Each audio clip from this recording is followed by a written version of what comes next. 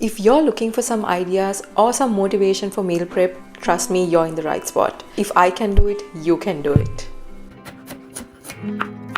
I'll be sharing 5 main tips that I use that just make sense and keeps me motivated so that you can use them too.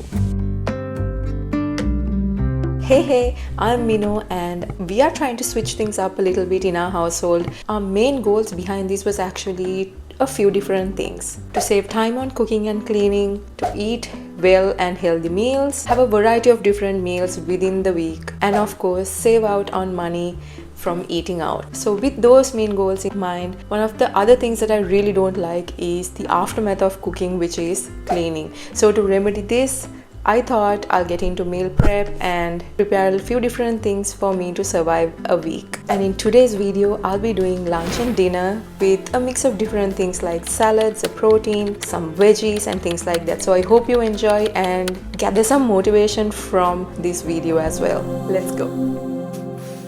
I only really started cooking 3 years ago, a few months into the first lockdown in Sri Lanka, and since then I've slowly been getting the hang of it and I've been experimenting where possible. And one thing that I've noticed after checking out multiple different videos and things like that is that there is no one way fits all when it comes to meal prep. And I want to share with you some tips and tricks that I've learned to make my meal prep a little bit more fun and exciting, and not just another chore. Prepare in advance. There is a French term called mise en place, and what it means is have all your ingredients measured, cut, peeled, sliced, grated, etc. before you start cooking. Taking this into account, what I first do is that I prep a plan for the week in advance, and then I proceed to do my grocery shopping to fill out the gaps in my pantry and then get to the actual cooking. This has helped me in so many ways, like the planning and all of that, because once you start cooking, you're in the flow and you don't have to stop and sort of do everything in the middle. You just go with the flow and you start once you have everything prepped.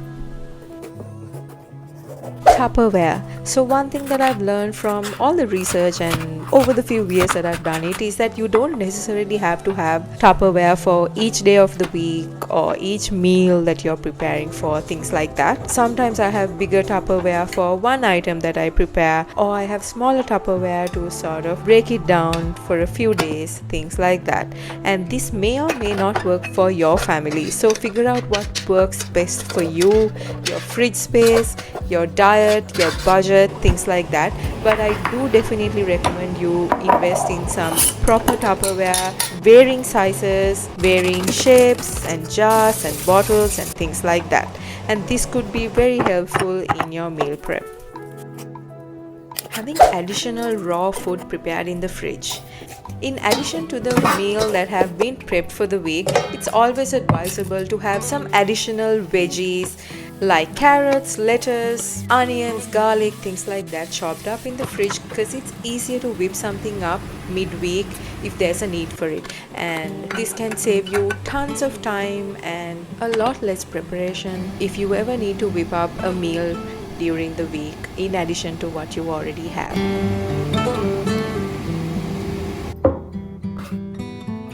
Make it fun.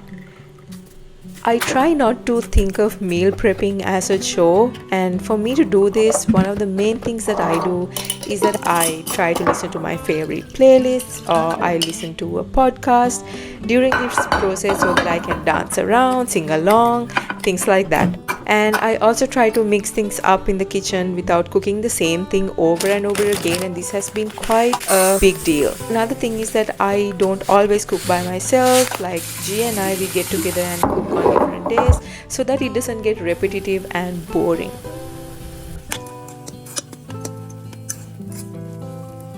I try to mix things up. Whatever I prepare during the week, I don't fully meal prep. I meal prep in building blocks so that I can work around with whatever I have in hand, and this has made me have a different variety of food within the week, and this has been so helpful. As you can see, this is one of those meals where I put a few different things together and I make it on the day off so that it's fresh and it's different and it's not a repetition of the same thing every day.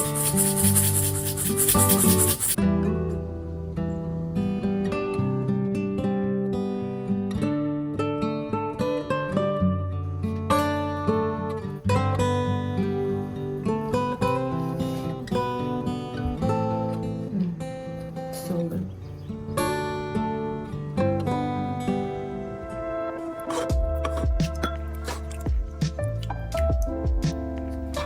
I hope you found at least one thing important and you gathered some information to keep you motivated.